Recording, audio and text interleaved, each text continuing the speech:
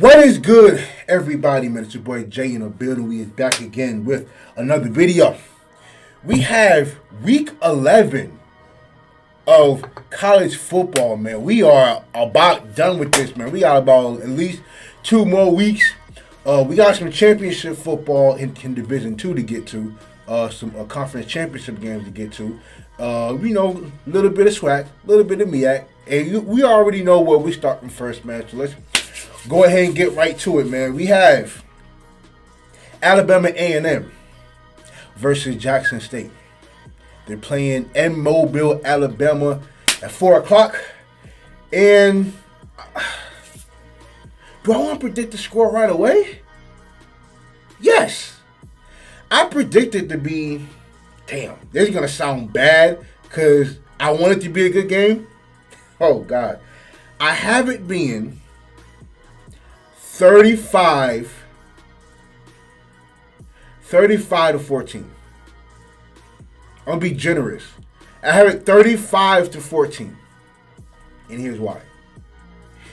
I think Jackson State is going to have their little fill-out quarters or fill-out halves or whatever. And I believe they're going to turn it on at the end. I believe, look, I've said what I said about the coach, right? And I'm pretty sure the coach probably didn't really see himself sounding the way he sounded at the press conference. But I'm pretty sure that this team knows what type of fight they're in. I'm pretty sure Alabama A&M knows that they're not trying to get themselves blown off the field. And look, yes, they did lose to Valley State, but I do believe that Jackson State would keep it close until like the second half where they're going to just run the score up. So I do believe that I said 35. I'm going to change it to 42. I'm going to go 42. And here's why. When I think about it more, Shedeur Sanders is going to try and really throw the ball, I think, 40 times. I think they not only want to try and make a statement, but because I believe that Coach Prime knows that they're not good when it comes to pass defense. I believe that he's going to use that to his advantage. Because, look, the thing with Jackson State is that they always try and point out your flaws, and they want to try and attack your weaknesses. And they know that their front seven is probably their strong suit on the defense. So I'm pretty sure they're going to attack it through the air a lot of the time. So don't be surprised if Shedeur Sanders throws it about 40 times, 45. You know what I'm saying? And if Jackson State can keep it clean, then it could be 42. It could be 42. If we see about 1 or 2 turnovers from Jackson State, then it'll probably be 35 to 14. But losing, like I said before, Jackson State losing their turnover battle is not going to mean nothing if no points come after that. You know what I'm saying? But in terms of that, I have Jackson State winning this game 35-14. I know I keep changing it, but I'm going to stick with 35-14. I'm going to stick with that. 35-14. Yeah. Next up, we have Florida A&M versus Alabama State. This is going to be a good one. This is really, really going to be a good game. I'm sure of it. So, Alabama State is 6-3. FAMU is 7-2. Both on winning streaks. Ironically, both have been on winning streaks since losing to Jackson State. How ironic is that? Alabama State is just coming off their win versus Bethune-Cookman. FAMU is coming off their win versus Southern. And FAMU is up against not only possibly entering the top 25, but having playoff contention to go along with it. And in order to get that recognition, they're going to have to get past Alabama State, man. And let me tell you something, man. D. Davis has been playing very well for the last few weeks. I'm talking about quarterback for Alabama State. Santo Dunn plays well every time, and I really like their secondary for Alabama State. I really like it very much. I like Bubba Adams, linebacker who leads the SWAC in tackles. And in terms of FAMU's offense, man, it's Xavier Smith versus that secondary. And that secondary is definitely one of the best in the SWAC. And as a matter of fact, they have not allowed a 100-yard receiver yet this year. Alabama A&M was close. They had two guys go over 80 yards, but and Xavier Smith had went over 100 yards at least 4 times this year. And he had at least 10 catches twice. So Alabama State is definitely, both of these teams are in for a fight. I think this game is definitely going to be close. Matter of fact, I have Alabama State is playing at home. I have FAMU winning this game. I had them winning 24-17. And in order for Alabama State to keep it close, they're going to have to force FAMU to run the ball. I think they only average 100 yards, probably a little over 100 yards a game when it comes to rushing. Because this is a passing team by far. FAMU, they don't really run the ball like that. Even though A.J. Davis has been coming along when it comes to running the ball. But what Jeremy Musa, he is looking for Xavier Smith at least 8 to 10 times a game. So it's definitely going to be their receiving core versus Alabama State's secondary. And that's going to be exciting to see. I'm definitely going to look forward to that game. But I have FAMU winning this game 24-17. But I think this is going to be an exciting game to watch. All right, next up, we have Fairview A&M versus Arkansas Pine Bluff. Now, Pine Bluff is still in the lead in the West Division after Southern dropped their game versus FAMU. Now, Pine Bluff has not looked good so far this year. They've lost every game in the SWAC so far, and I believe that trend continues. I have Fairview. Look, even though Fairview is coming off their loss against Alcorn, in which I didn't think that was going to happen either. And that was at home against a new quarterback in Trey Lawrence. And we're going to talk about Alcorn in a minute too. But so I do have Fairview winning this game. And I do believe they need to win both of these games in order to really clinch it. So they can either clinch the West with them winning and Southern losing. So with Southern losing and with Fairview winning this game, they can clinch the West. And I think Texas Southern and Alcorn is still in it, I believe. But I have Fairview winning this game. I'm gonna say 28-7. I have Fairview winning 28-7. I do believe Conley and that backfield for Fairview is gonna run Arkansas off the field. But I have Fairview winning by 21. Next game, man, we have Mississippi Valley State versus Southern. And what I feel like? I feel like all of Southern's easy games have been at home. They had a lot of easy games at home. I don't know a hard game that they played, probably other than Alcorn, probably.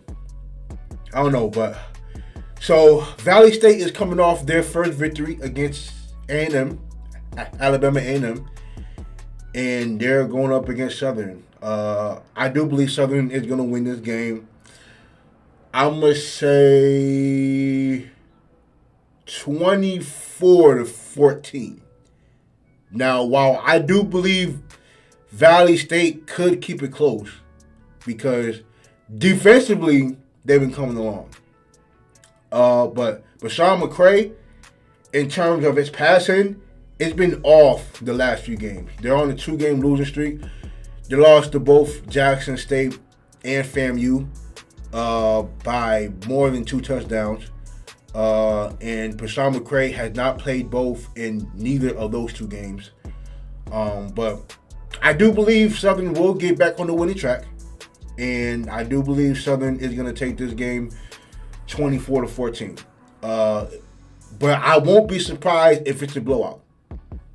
I don't see it being a blowout because I think Valley State is going to keep it close. But I do have Southern winning this game 24-14. Next game, man, I have Grambling State versus Texas Southern. Now, let me jump right out the gate here and let me predict my score before I get on to why. I have Grambling State winning 24-21. And here's why. Even though, Chavez, quarterback, is 2-1 as a starter, but all 3 of his starts have came at home. And this is going to be his first start on the road, and they're going up against Texas Southern. Now, even though he has not played well, I'm talking about in terms of passing the ball. As a matter of fact, he's thrown less than 50%. He has completed less than 50% in all 3 of his starts. He did rush for over 100 yards against FAMU. He has not passed for over 100 yards in his last 2 games. The key that has won him the last 2 games has been defense, turnovers, and running the ball. And look, we all know what happened last week with Maurice Washington he had 200 yards on 10 carries. And just last week, Texas Southern had gave up over 200 yards to Jackson State. Matter of fact, to Sevion Wilkinson. He had over 200 yards himself. Maurice Washington is coming off a 200-yard game himself. And even though Texas Southern is going to be at home, they're bad when it comes to stopping the run. It has been proven last week, and I think that same thing is going to happen again. If Grambling State could stick with the game plan, or I'll say follow everybody else's game plan, but when it comes to running the balls, to stick with the run, I do believe Grambling can win this game. Now, Andrew Body is a really, really good player. He definitely showed, he had good plays here and there last week. Kept it close against Jackson State, just a smidget, but that was off of turnovers. Now, if Texas Southern can cause some turnovers, I do believe they can keep this thing close, and I do believe they can ultimately win it. If Grambling State throws the ball 20 to 25 times, I do believe that that's going to put Calvez in a difficult spot. And in this game, you don't want to try and leave it in his hands. You want to try to leave it up to the rushing attack of Grambling. And if they do that, I believe Grambling can win. Now, you know what? Here's my thing. If Grambling throws the ball less than 20 times, Grambling State going to win. If they have to throw the ball 21 times and up, I think Texas Southern is going to win. But in this game, I do believe that Calvez is only going to throw the ball less than 20 times because I believe that he's not going to have to throw the ball that many times. So for that, I have Grambling State winning 24-21. Yeah, I won 24-21. So that's my score right there. All right, man. Next up, we have Bethune-Cookman versus Alcorn State.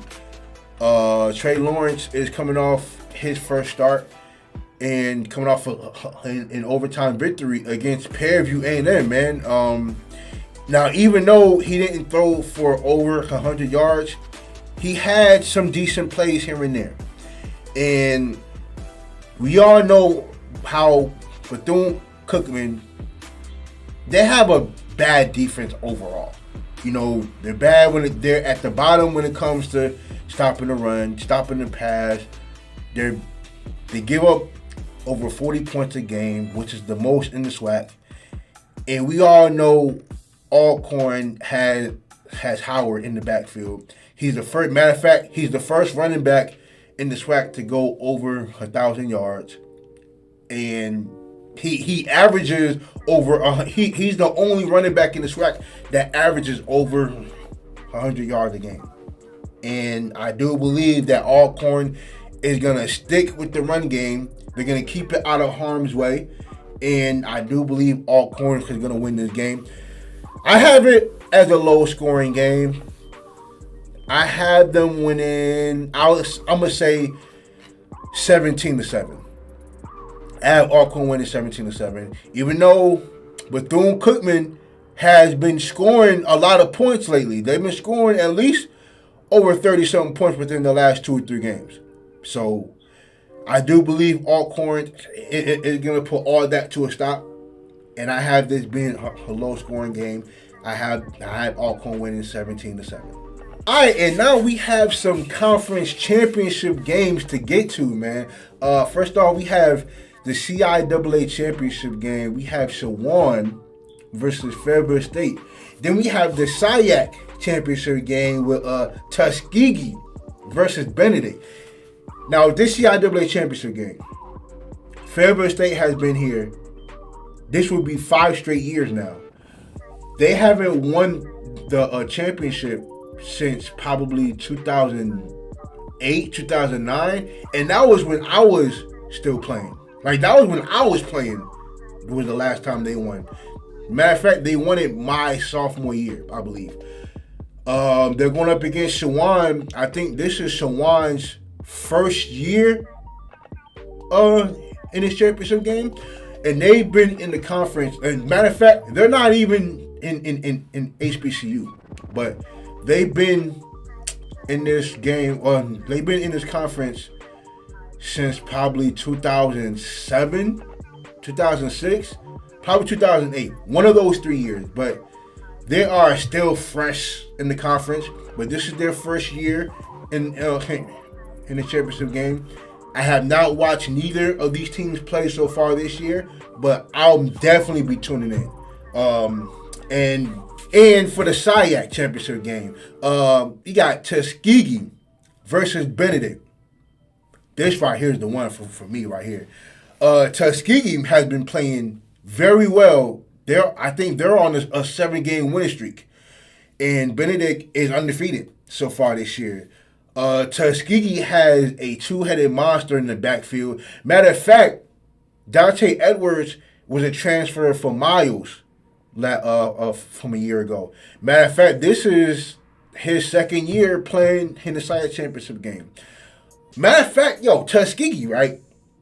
So I was sent a paper of all the numbers from everybody's attendance for homecoming. For the homecoming games, dog, Tuskegee was in second. They had over 35,000 people at their homecoming game. A Division II. That's crazy. I haven't seen those kind of numbers at a Division II homecoming game since probably Winston-Salem. Like probably Winston-Salem State in the early 2010s. I probably ain't seen it since then. But that's crazy, yo. Tuskegee brought up a lot of people. But they're going up against a Benedict team that's undefeated. Their offense is very explosive. Starting with Eric Phoenix, the quarterback.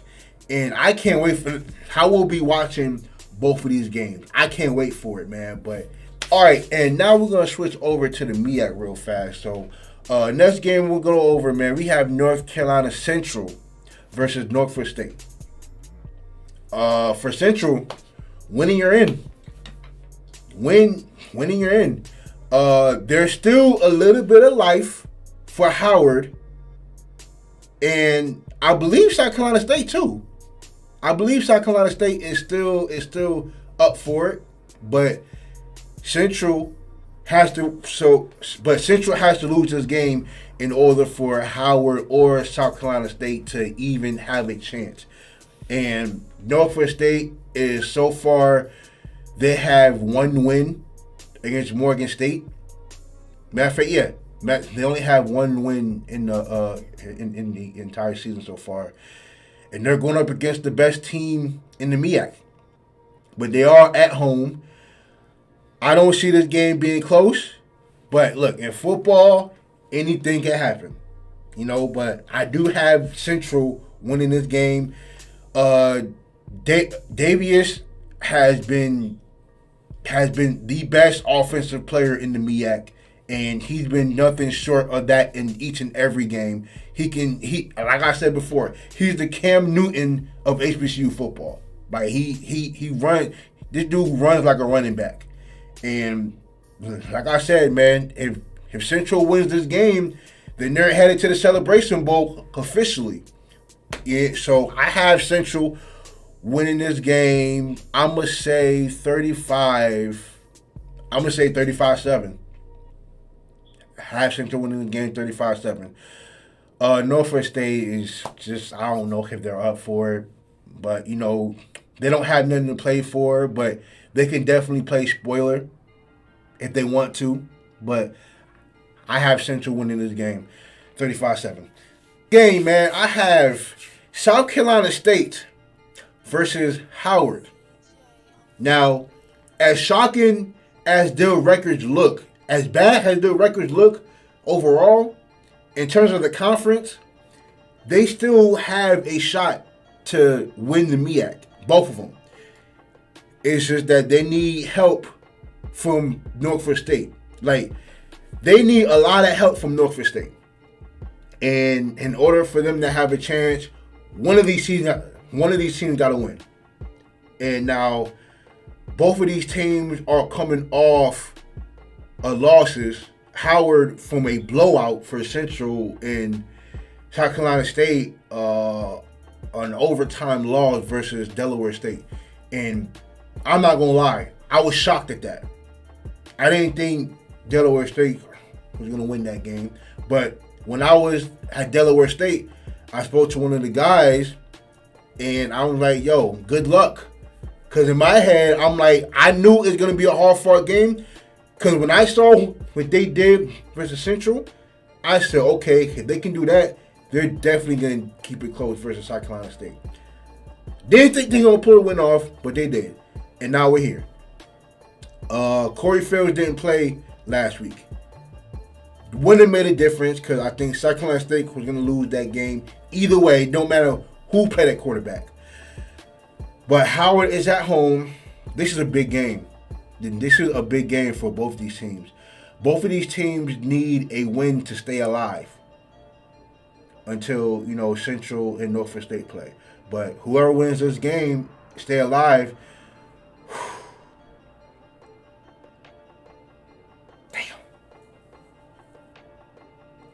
I had Howard winning this game.